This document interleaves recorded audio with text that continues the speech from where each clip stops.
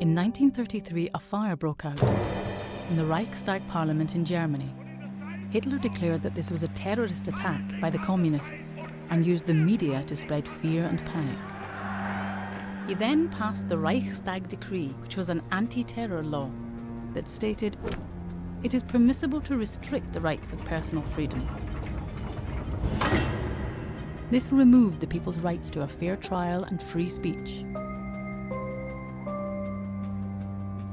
In 1938, the J stamp on an ID card was used to identify Jewish shops. And on Kristallnacht, their windows were smashed and the Holocaust began. As no one could protest, Hitler was able to build the world's most brutal totalitarian state. In 1939, Germany invaded Poland, and Britain and France declared war. A generation was devastated in the hope that future generations might live without tyranny.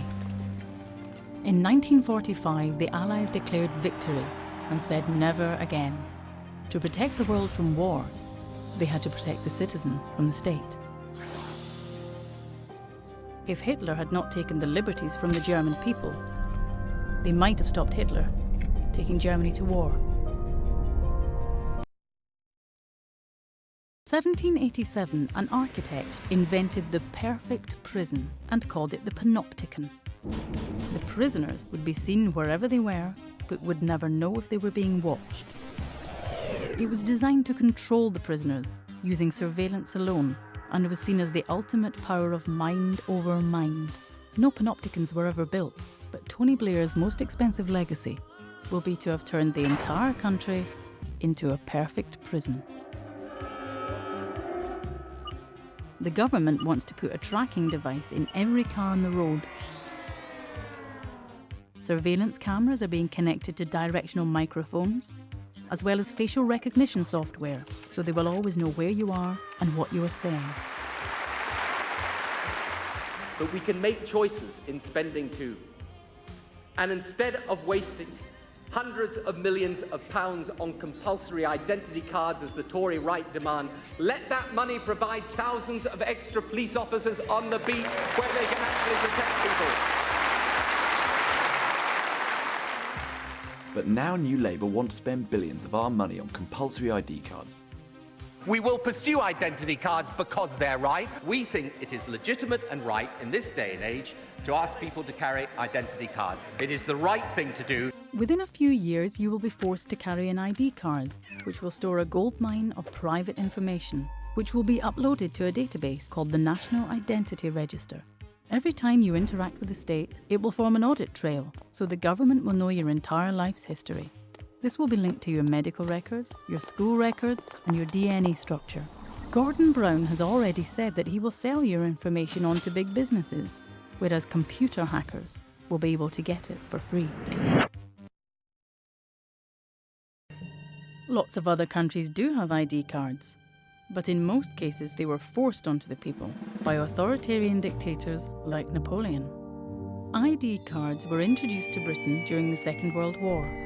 Churchill regretted taking our dearly valued liberties and promised to scrap them once the war was over, but he lost the post-war election before he could, and the incoming Labour government kept them on.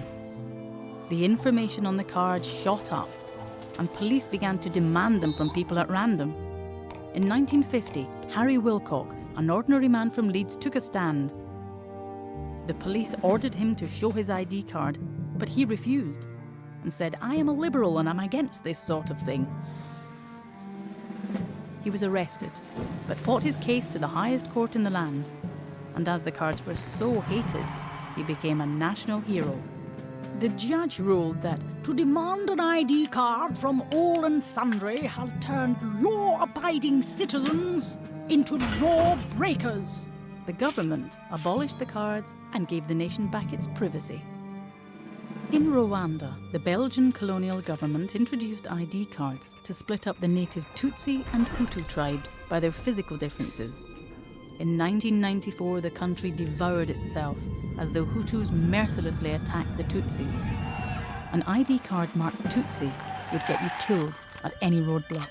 As everyone had an ID card, it made the genocide incredibly efficient, and nearly 1 million lives were taken, in only 100 days. The secret police in Soviet East Germany had a file on every man, woman and child, with their history from the cradle to the grave, which were used as a means of control. They couldn't computerize these records, as they didn't have the technology. If they had, it would look like the National Identity Register. Britain, 1215. A row kicked off between King John and the barons over money. They rowed the king out to an island in the Thames, and he couldn't come back until he had signed the Magna Carta. The important bit is Clause 39. No free man shall be imprisoned except by the lawful judgment of his equals or by the law of the land.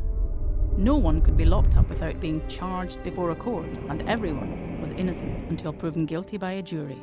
This was called habeas corpus. In 1772, a captain of a slave ship brought one of the slaves back to England, so some Quakers got a writ of habeas corpus.